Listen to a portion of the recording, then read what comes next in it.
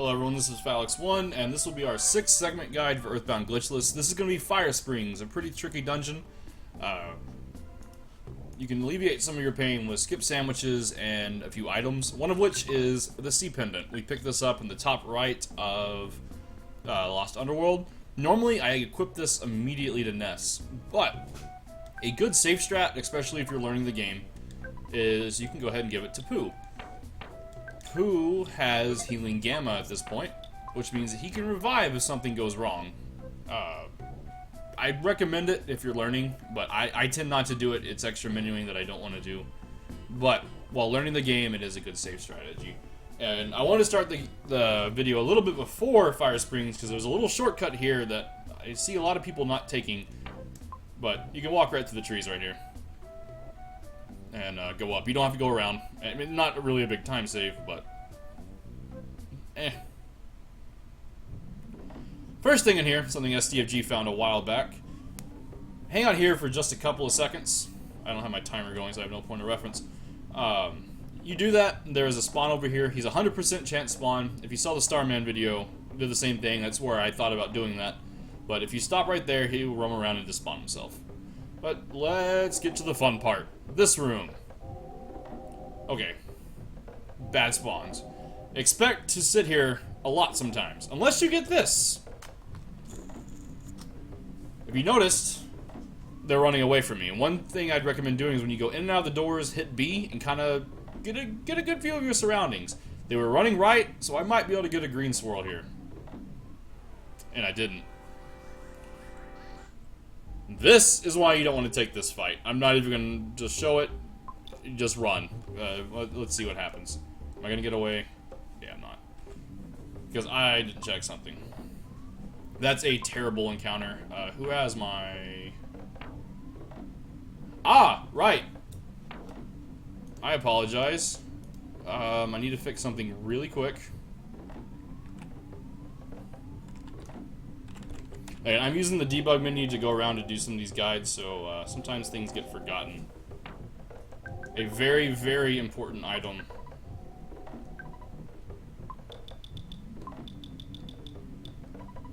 Alright, with your rabbit's foot, no matter who you had it on, I would highly recommend you make sure it's on Paula for right now. It gives you a lot of speed, therefore faster running away. Okay, so let's try this again. Nope. Nope. Bottom was running, the top wasn't. Your goal here, you want to get this room just clear. The double psychic psychos is horrible and a good way to wipe yourself. But see there when they're running away, you can try for a green swirl there. It's risky, but you can do it. Another way you can do it is if you want to use a skip sandwich here.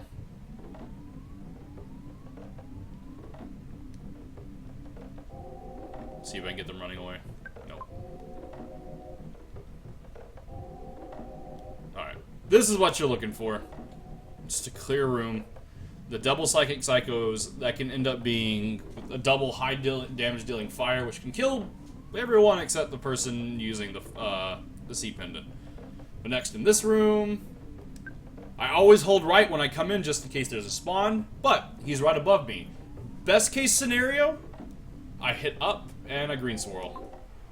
Nope, no green swirl. This is probably going to be a soul-consuming flame. Yes. Soul-consuming flame. Bash with Ness. Freeze gamma with Paula. Bash with the other two kids. There is a chance that the soul-consuming flame can stop from healing gamma or freeze gamma, just like right there.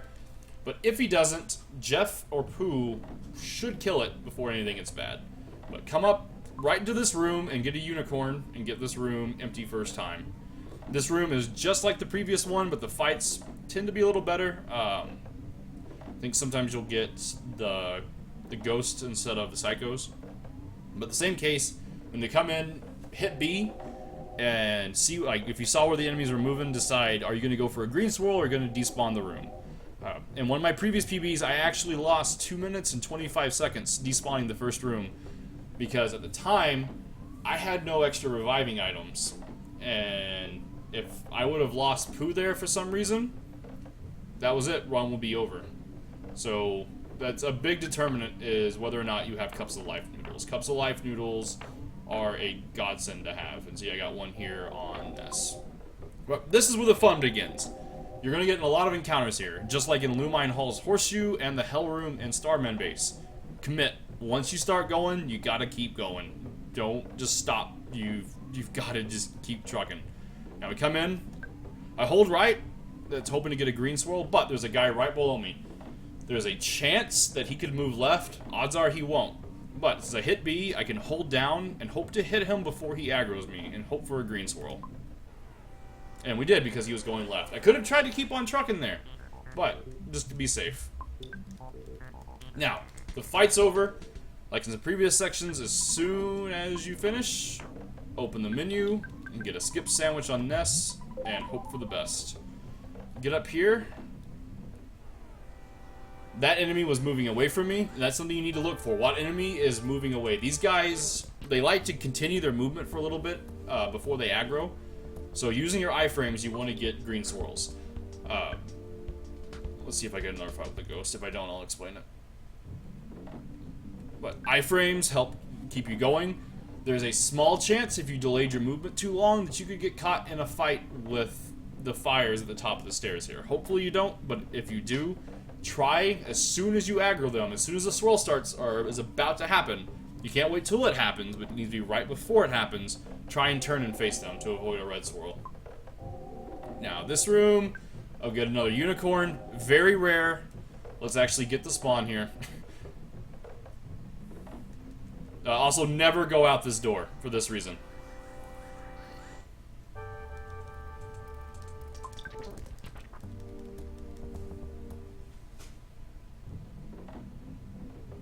Okay. These two guys, most likely going to be a soul-consuming flame and a major psychic psycho. I don't have a sandwich on. No chance of a green swirl. But what you can do here, your two options. Number one, hope for the best and try and run. If you failed that run, you could start getting into some catastrophic stuff. But if you want to be safe, the psycho has a 50% chance to be hypnotized. So I tend to hypnotize and then bash with the two remaining kids, and freeze with Paula. Alright, we didn't get a solidify, so he could fireball here, but he doesn't because Pooh is good. Thankfully, the psychic cycle was cool, so he will get hypnotized. Nope. Alright, so we're not guaranteed to run here, but we did because of the Great Rabbit's Foot. Alright, I'm gonna re-up my sandwich because generally you'll still have it. Best case scenario, if you do get attacked a lot, is just keep running. That's all you can really do. If you stop to try to heal, it most likely is not going to work out in your favor. I would recommend just constantly try to run if that first turn fails. Now this room, hold left. Now, enemies at the bottom. You can try and be risky and go up, but I don't like to do that. This guy is a little far away, so my normal gambit in this room may not pay off, but I like to try to get a green swirl in this room. So we go down, and we got it. He hadn't aggroed me yet. Again, the advantage of hitting B when changing rooms is, normally I'm not going to sit there and leave the menu open. I generally pop it open just to get a good scan. But opening the menu like that, and then holding the direction you want to go, that lets you hopefully get a green swirl, which we did.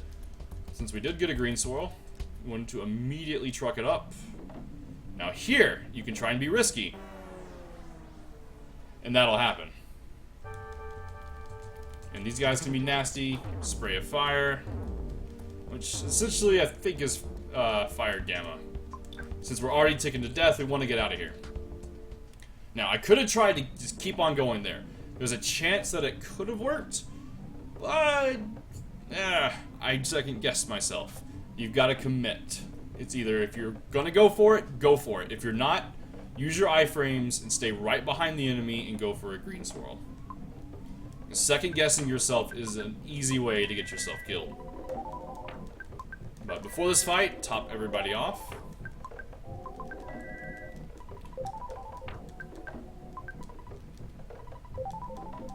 And, very importantly, Eel Rabbit's Foot. Give this to Jeff. And once again, do not drop it. You will significantly hurt your chances of having a good run. Equip it with him for that plus 40 speed. And start the fight.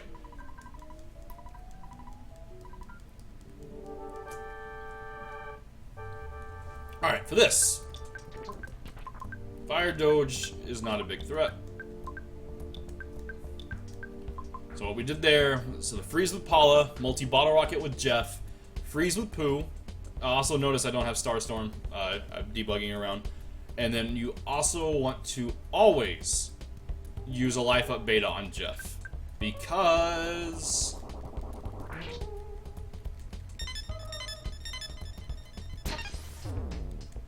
the reflected multi-bottle rocket damage, 1221 damage. Alright, good scenario. The freeze solidified the dog. But we got Jeff healing back up, so we're good to go. Life up beta on Jeff. Multi-bottle rocket with Jeff, freeze with Paula, and if you want, you can try and Starstorm here. It'll do a little bit more damage and give you a chance to kill him in 2 rockets. But I don't have it, and also the little safer route is just to use freeze. It gives you a chance to solidify again, even though it does do less damage. But you can still potentially kill him in 2 turns. 2218 is what I got. Most likely not gonna die here. But he had him solidified, so no nasty moves. Life up beta on Jeff.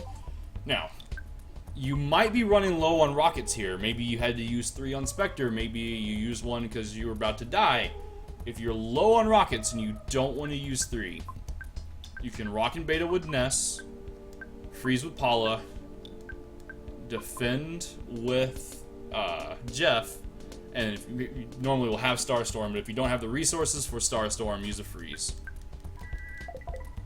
This should kill him.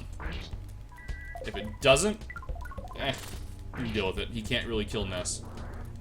Not easily, and kill the others as well.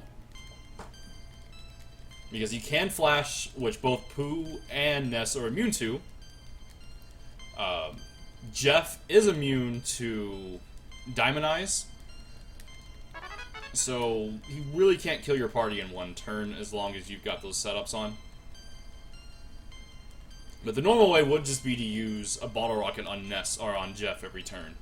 But sometimes you might be a little bit low, and if you are, you can go the magic route. It's really not. Just up to preference and how safe you want to feel. Because typically what you want to be ending with here is when this fight is over. My inventory should be a little skewed, so yeah, I've got way more. Normally you want to see 4 rockets if you're being very safe and if you're newer to the run. Typically I only have 3. With 3, that means I can use 1 on Trillionage Sprout and 2 on Pokey. But if you have 4 left, you can use 1 on Trillionage Sprout, and then you'll have 3 for Pokey in case something goes wrong.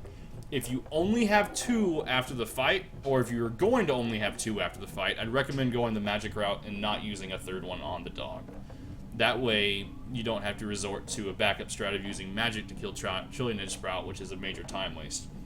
Because you really want to have that rocket for Trillionage Sprout.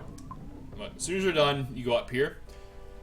Since we've already beat the boss, this guy's not going to aggro, but there's a chance that whenever you're coming over here, you're coming up, he might loop around and start heading towards you. If you beat the boss, because of the way these enemies do their pathing, and they kind of continue their previous path before they'll decide to make a change, they're still going to be coming after you.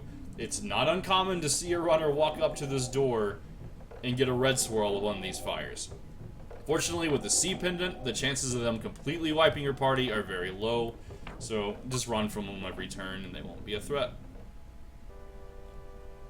But that's all for this one. Just be sure if you have any questions, check a specific section as much as you want, and if you need to, check out my Twitch channel and ask me any questions in person. I'll be glad to help. Look for some more of these videos sometime in the near future. And thank you very much for watching.